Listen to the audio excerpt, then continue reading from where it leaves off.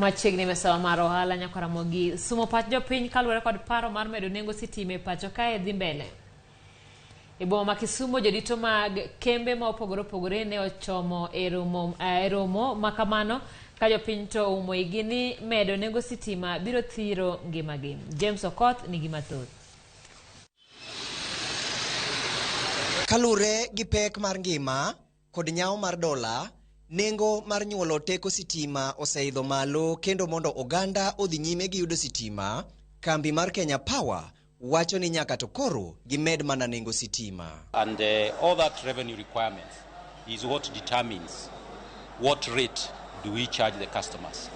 Because what we charge the customers has to meet the costs of generation, the transmission, distribution and the retail.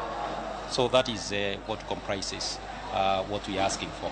Mondo dwaro makama ochop kare kalure gi chik, duol matayo nyayo kod keyo sitima to gi modhi mag petrol EPRA dhi nyime gi romo mar somo pach oganda ewi paro makamano ka odiechieng' makawuono ne gitimo romo e boma ma Kisumu. We are in the course of reviewing the tariff for the tariff control period 2023 to 2026 for a 3-year period.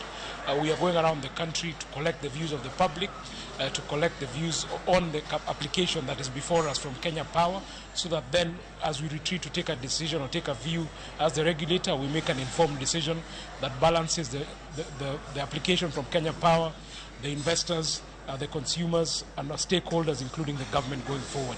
Kata kamano, jopiny nigi paro mopogore opogore ewi paro mar medo teko nengo sitima.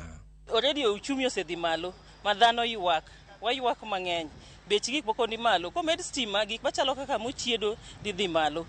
Koro kendo nyiso ni chiemo be wambe dhi chuno wa med chiemo. Jomage mabiro chiemo ka koro sani ma kata mondo yud customers bedo matek. Stima obvious bini komedi to production be dhi medre jo kampuni nyaka med bech gik moko. So I think gimoro amora dhi because sources mag energy Kenya ka mna stima no. Koro gik mang'eny dhi serious. Koro de wakwayo sirikal mondo gibede joma beyo. Giwe chung gokinyi to gi decide ni gin block. Apan sirikal mosekalo go duto bende nega mana gi shida kaka gin gi shida no. To ginya chung gokinyi to giwacho ni gin block, gidwa uso kambi. To sirikal no bende koni to nen sirikal mar asla. Koro sirikanda asla ni en odwa tero Jokenya kanye. En sirikal manego Jokenya kusema konyo ngima ja Kenya. Kata bed ni jopiny odagi ma oumo gi piny ni medo nengo sitima biro hinyogi, Kenya Power wacho ni okang' magidwa kaono biro mana medo ber ne jogo matiyo kod sitima.